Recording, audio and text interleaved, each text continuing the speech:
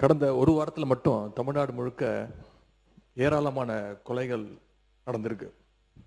முக்கியமாக கோவையில் கள்ளக்குறிச்சியை சேர்ந்த ஒடுக்கப்பட்ட பிரிவை சேர்ந்த 19 வயது பொறியியல் மாணவர் அமுதனை 20 பேர் கொண்ட ஒரு கும்பல் சென்ற திங்கட்கிழமை அடித்து கொலை செஞ்சிருக்கிறாங்க. இந்த பிரச்சனையை நான் ஏற்கனவே இந்த அவையில் எழுப்பும்பொழுது பள்ளிக்கல்வித்துறை அமைச்சர் இது ஒரு கோஷ்டி பூசலால் நடந்த தகராறு, நடந்த கொலை என்று இங்கே பதிய வைத்திருக்கிறார். 10 பேர் மோதிக்கொண்டு 10 பேருக்கும் சண்டை நடந்து கொலை நடந்திருந்தா அது கோஷ்டி பூசல். ஆனால் ஒரு மாணவனை கிட்டத்தட்ட 20 பேர் சேர்ந்து அடிச்சிருக்கிறாங்க. எனவே இது ஒரு படுகொலை. மாணவர் அமுதன் விஷயத்தில் கோவை செட்டிப்பாளையம் போலீசார் அமுதனை வழக்கு ஒன்றின் விசாரணைக்காக காவல் நிலையத்திற்கு வர சொல்லியிருக்கிறாங்க. அப்பொழுது அந்த போதை கும்பல் பற்றி தகவல்களை கேட்டு அமுதனிடம் கேட்டு வாங்கியிருக்கிறாங்க. தகவல் வாங்கின காவல்துறை குற்றவாளிகளை கண்டுபிடிச்சு நியாயமாக அந்த போதைப் பொருட்களை சீஸ் செய்திருக்க வேண்டும், பறிமுதல் பண்ணியிருக்க வேண்டும். ஆனால் போதைப் பொருள் பயன்பாடு பற்றி தகவல் தந்த அமுதனுடைய தகவல்களை குற்றவாளிகள் கிட்டேயே பகிர்ந்துட்டு இருக்கிறாங்க. அதுதான் அமுதனுடைய மரணத்திற்கு முக்கியமான காரணமாக அமைஞ்சிருக்கு. இதை நான் மட்டும் சொல்லவில்லை, அமுதனுடைய பெற்றோர்கள் இருவரும் சொல்லியிருக்கிறாங்க. அவங்க இருவருமே, அவங்களுடைய தாய் தந்தை இருவருமே என்னிடத்துல தொலைபேசியில் அழித்து பேசியிருக்கிறாங்க. நான் அவங்களுக்கு ஆறுதல் சொல்லியிருக்கிறேன். அப்படி அவங்க பேசுகிறப்போ போதைப் பொருள் கும்பல் பற்றி காவல்துறையிடம் தகவல் கொடுத்ததால் தான் அமுதன் கொலை செய்யப்பட்டதாக அவங்க உறுதியாக நம்புகிறாங்க. அதைத்தான் என்னிடம் சொல்லியிருக்கிறாங்க. இந்த வழக்கு தொடர்பாக கள ஆய்வு செஞ்ச பல்வேறு சமூக ஆர்வலர்களும் இதே குற்றச்சாட்டை முன்வைக்கிறாங்க. இந்த சம்பவத்திற்கு நீதி கிடைக்கணும்னு நேற்றைய தினம் எங்களுடைய கழக தலைவருடைய உத்தரவின்படி ஒருங்கிணைந்த கள்ளக்குறிச்சி மாவட்ட கழகம் சார்பாக கிட்டத்தட்ட 10,000 பேர் பங்கு கொண்ட ஒரு மாபெரும் கண்டன ஆர்ப்பாட்டத்தை கள்ளக்குறிச்சி நகரத்தில் நடத்தியிருக்கின்றோம். இந்த கொலையை ஏதோ ஒரு தனிப்பட்ட சம்பவமாக அல்லது கோஷ்டி பூசலாகவோ நாம் கடந்து போய்விட முடியாது. அரசின் அலட்சியத்தால, காவல்துறையுடைய பொறுப்பற்ற போக்கால தான் இந்த கொலை நடந்திருக்கு என்பதுதான் குற்றச்சாட்டு.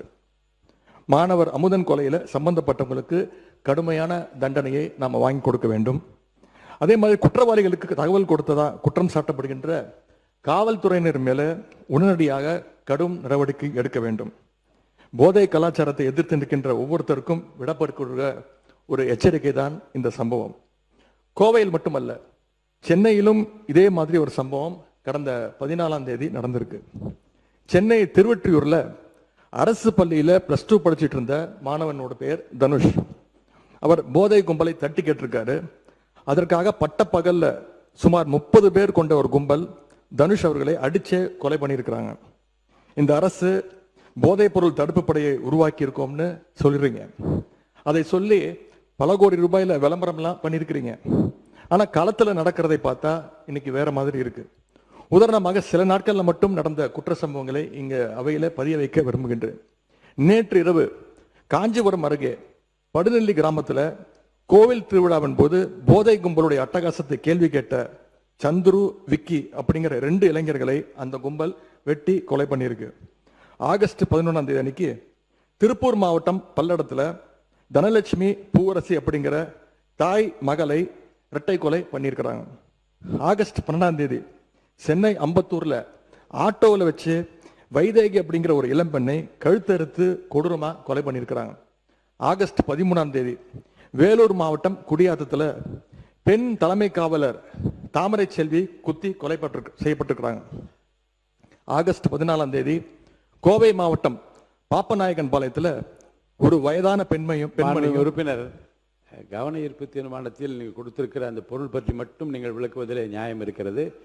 நாடு முழுவதும் நடந்த மற்ற சம்பவங்களை பற்றி பேசுவதற்கான நேரம் இது அல்ல.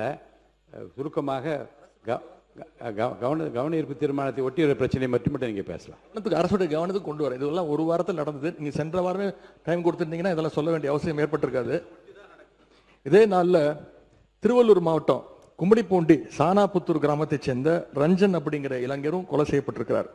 இப்படி கொலைகள் மட்டுமல்ல, பாலியல் வன்கொடை சம்பவங்களும் எக்கச்சக்கமா சென்ற ஒரு வாரத்தில் மட்டும் நடந்திருக்கு. கிருஷ்ணகிரி மாவட்டத்தில் 9 வயது சிறுமி ஸ்கூல் முடிஞ்சு வீட்டுக்கு போயிட்டு இருந்தப்போ வழியில கடத்தப்பட்டு பாலியல் வன்கொடுமைக்கு ஆளாக்கப்பட்டிருக்கிறாங்க. அதே மாதிரி தூத்துக்குடி மாவட்டம் ஆறுமுகநேரியில ஆளுங்கட்சி நிர்வாகிகள் மேலேயே பாலியல் புகார்கள் இன்னைக்கு தொடர்ந்து வந்த வண்ணம் இருக்கிறது. அந்த மாவட்டத்தில் ஆளுங்கட்சி நிர்வாகிகள் மேல வர்ற 2வது பாலியல் குற்றச்சாட்டு இது. ராணிப்பேட்டையில் ஆளுங்கட்சியினுடைய மாவட்ட செயலாளர் திரு விஜய் மோகன் மேல ஒரு பெண் பாலியல் குற்றச்சாட்டு சொல்லியிருக்கிறாங்க. 100 நாள் சாதனைன்னு இந்த அரசு பெருமை பேசுற இதே நேரத்தில் தமிழ்நாட்டில் சட்டம் ஒழுங்கு இந்த 100 நாள்ல எந்த அளவுக்கு மோசமாக இருக்கு அப்படிங்கிறதும் இந்த சம்பவங்களே சாட்சி. இது மாதிரியான சம்பவங்கள் தொடராமல் இருக்க இந்த அரசு என்னென்ன நடவடிக்கை எடுக்க போகுது? மிக முக்கியமா பள்ளி கல்லூரிகளில் வன்முறைக்கு எதிராகவும் ஒழுக்கத்தை வளர்த்தெடுக்கவும் கவுன்சிலிங் வகுப்புகளை நடத்த வேண்டும்னு இந்த அரசை கேட்டுக்கொள்கின்றோம். போதைக்கு எதிரான தொடர் விழிப்புணர்வை ஏற்படுத்தணும். மிக முக்கியமா சட்டம் ஒழுங்கு பிரச்சனையை கட்டுக்குள் கொண்டு வர இந்த அரசு உறுதியான நடவடிக்கை எடுக்க வேண்டும் என்று எங்களுடைய சார்பாக நான் கேட்டுக்கொள்கிறேன்.